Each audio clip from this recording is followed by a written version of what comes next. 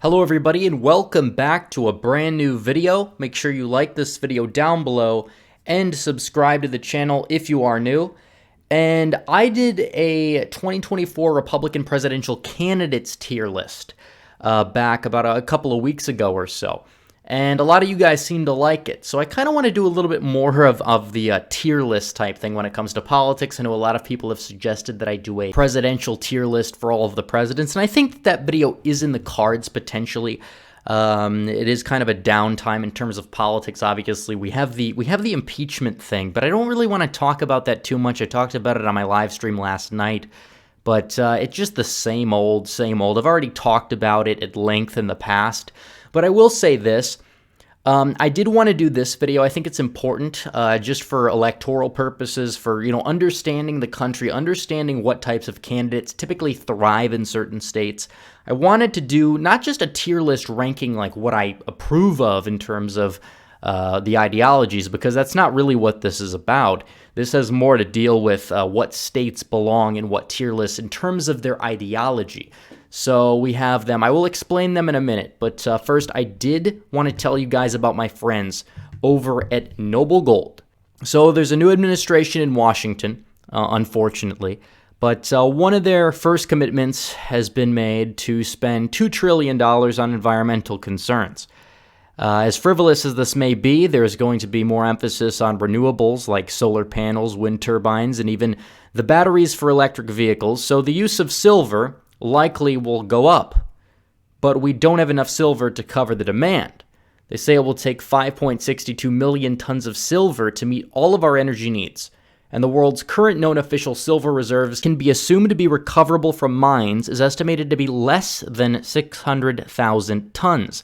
And that's really good for investors and the price of silver. So if you're thinking of an IRA or 401k, now's the time to look at silver.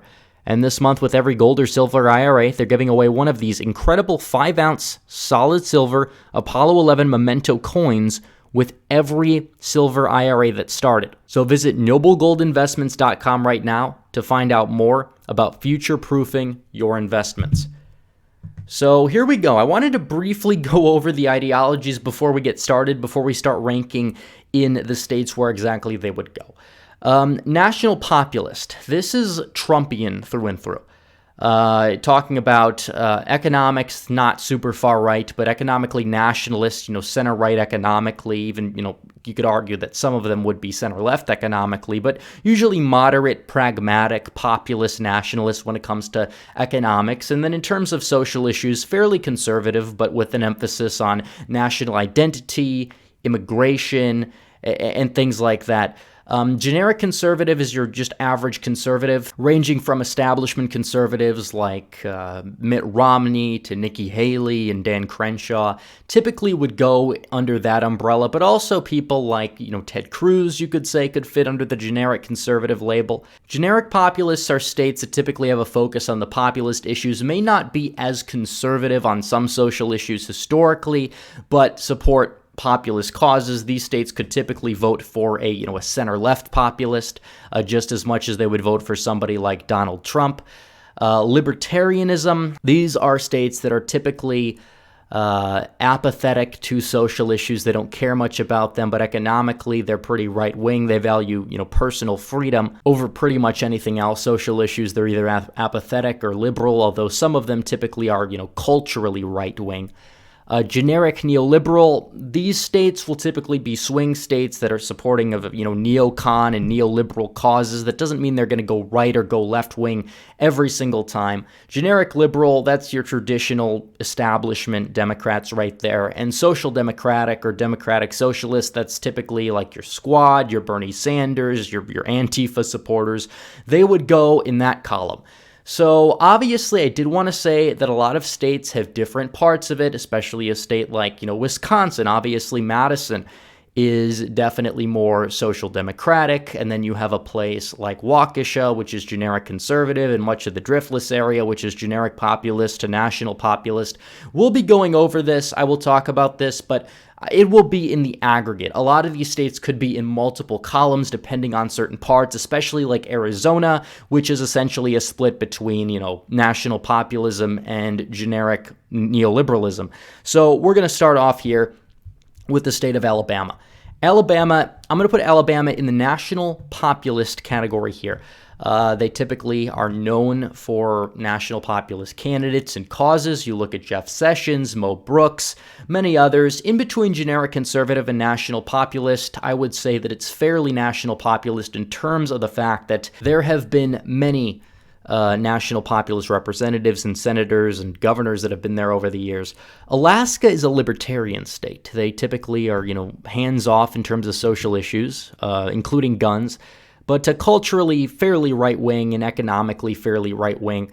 I'm going to put them under the libertarian column. The state of Arizona, it's a mix between, like I said, national populist, generic conservative, and generic neoliberal. Based on how the state is moving, and based on the fact that Biden did manage to, quote-unquote, win the state in 2020, I'll put it in generic neoliberalism, although you could make a case for generic conservatism. Either way, the state is a swing state. It's going to be up in the air over the next couple of election cycles. Arkansas, again, this is a state that is, in my opinion, a national populist type of state, talking about the whole, populism economically. They're not super far right. They've elected, blue dog Democrats over the years, but now have moved into a solid Republican state that favors populist candidates like Donald Trump. California, generic liberal. I don't even think I need to explain this one very much. The state of Colorado, they would also go into generic neoliberalism. I think I will be putting these states that more typically represent the ideology before the others on this list. Connecticut, generic liberal, a lot of establishment Democrats in the state of Connecticut. Same thing with Delaware. Delaware also belongs on this list as well. Florida, I'm going to put, this is a weird one because national populist, Donald Trump did fairly well in Florida, but they're also home to many generic conservatives, and they have Ron DeSantis as their governor. I think that a good middle ground would be to put them as generic populist. Even though they have a lot of establishmentarian representatives and things like that, they have plenty of populist representatives in the state of Florida. I would say that a majority of Florida is, center-right populist at this point. Georgia, generic neoliberal, especially after this election. We're going to put it right here. Hawaii would be social democratic, big fans of Bernie Sanders, Tulsi Gabbard. She kind of applies here to a certain extent as well, but Hawaii definitely is a state that backs what you could call social democratic causes or democratic socialism. The state of Idaho, that's generic conservatism, although national populism does thrive in Idaho as well. The primary heavily backed, I believe, Ted Cruz over Donald Trump. For that reason, we'll keep it in generic conservative. Illinois, generic liberal, especially at this point. Indiana is definitely national populist, big fans of Donald Trump there in 2016 and 2020. 2008, it did elect Obama, but also mainly because McCain really didn't enthuse many voters there because McCain was just a generic neocon, and that's partially why. The state of Iowa, I'm going to put this one in generic populism. I think that it will be moving towards national populist over time as Democrats continue to move left in terms of identity issues, in terms of cultural issues. But as of right now, it's still technically in limbo between, being a swing state and being a safe state. And it is very elastic, unlike Ohio. So I'll be putting this one as generic populist. This state right here is Kansas. Kansas is going to be a generic conservative state as well. Kentucky is very, very right-wing populist. We'll put Kentucky up here. Louisiana, they're in between, I'd say, generic conservative and national populist. There's definitely elements of both in Louisiana. We'll put it right here, but there's definitely elements of both.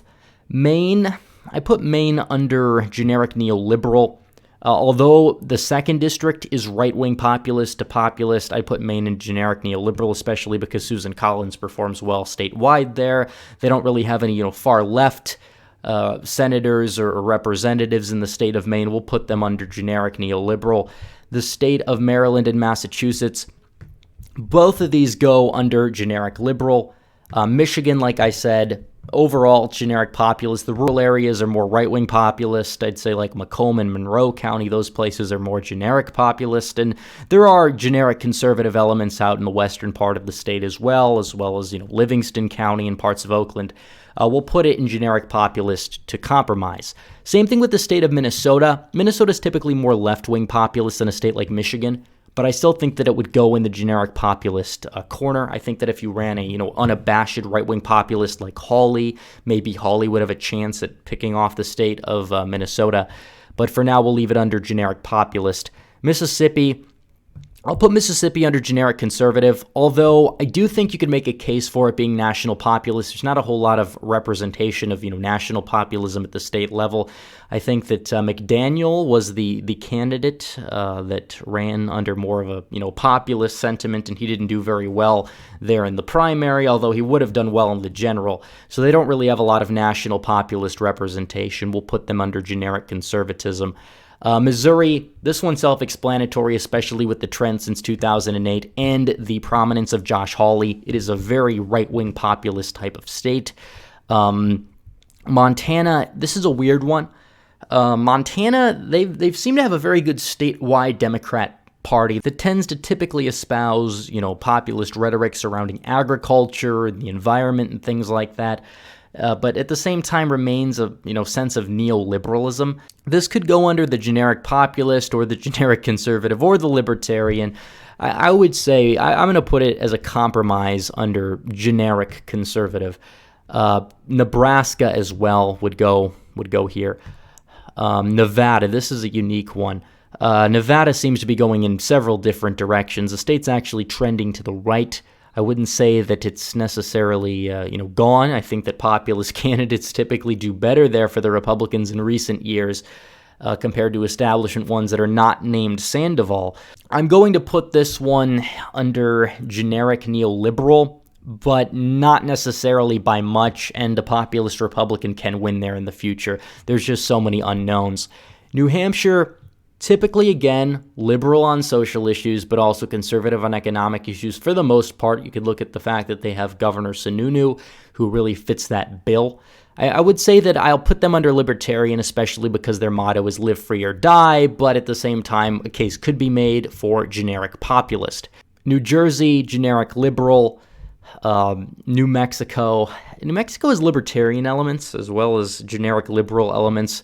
I think generic neoliberal it could go under. But since Gary Johnson was the governor of the state alone, and the fact that the Libertarian Party typically does well in New Mexico, we'll put them under libertarian. Although a case could be made for generic neoliberal, I think it could be in either one of these. New York is definitely generic liberal. North Carolina, generic conservative, although the rural areas are populist, in my opinion, from my view. Ohio, like I said, I would put this under national populist. I think that the state is, the Republican establishment is doing much better in terms of the state of Ohio, in terms of winning elections. It's less elastic than Iowa. I think that they're more open to, right-wing populist causes than they would be some left-wing populist causes. And for that reason, we'll put Ohio under national populist. Oklahoma is generic conservative. Again, if you look at their party, there's a lot of establishmentarian figures there. I believe we missed North Dakota. It would also go under generic conservative. Although, like I said, I think national populism can win up there. There's just not really any evidence of it, succeeding so far. They even, voted against Trump in a primary. So Oregon is definitely social democratic. We'll put it there. I think we can already go ahead and put Vermont here as number one, as well as the state of Washington. I think Washington could be made a case to put under generic liberal as well, but I think for right now we'll put it under social democratic. Pennsylvania, again, another generic populist Rust Belt state. I think you could put this here. Somebody like Fetterman would do very well statewide, just like somebody like Trump would do well for a Republican statewide. Both are, opposite sides of the populist spectrum. But they could easily win because, certain issues there they appeal to, like trade and things like that. So Rhode Island is definitely generic liberal. South Carolina, through and through, establishment conservative, if you look at their entire party leadership. Tim Scott, Lindsey Graham. It's very weird how that actually came about, but I think it would belong under generic conservative. The state of Tennessee. Tennessee would be right-wing populist for sure. The Appalachian area as a whole is very right-wing populist. The state of, I believe that's North Dakota, or no, it's South Dakota. We already did North Dakota. Again, I put this one up in generic conservative. Although if Thune gets primaried up there next year, for all we know, and it's successful, maybe we'd bump that up, but we'll have to see. I think a lot of these generic conservative states will eventually become more national populist as time goes on. But for right now, we'll keep them in this column. Same thing with Texas. Even though you can make an argument that the suburbs of places like Dallas and Houston are more generic neoliberal, and that the Panhandle and other places like East Texas may be more national populist, I think a good compromise would be under generic conservatism, because generic conservatives typically do well anyways in the suburbs of places like Dallas and Houston. Utah as well would go under establishment conservatism. Obviously, Trump didn't do well there because he specifically wasn't an establishment conservative, so we'll put Utah up at the front here. Virginia, easy generic neoliberal, even though the Republican Party is so weak there. It's kind of moving towards generic liberal status, but for right now, we'll keep it under generic neoliberal, because neoliberal Democrats typically do the best there, because the Nova establishment is the most establishmentarian place in the entire nation. So West Virginia is easily at the top of the right-wing populist states here. I don't even think I need to explain that one. But Wisconsin goes under generic populist. I think that eventually it could lead towards right-wing populism, just like the state of Iowa. Obviously, as I mentioned, parts of Wisconsin end up being generic liberal, social democratic in terms of Madison. And you do have more parts that are national populist, like northern Wisconsin, but then you have the generic populist part in the drift list. I'll put it under there just with the rest of the Rust Belt states. And last but not least, Wyoming.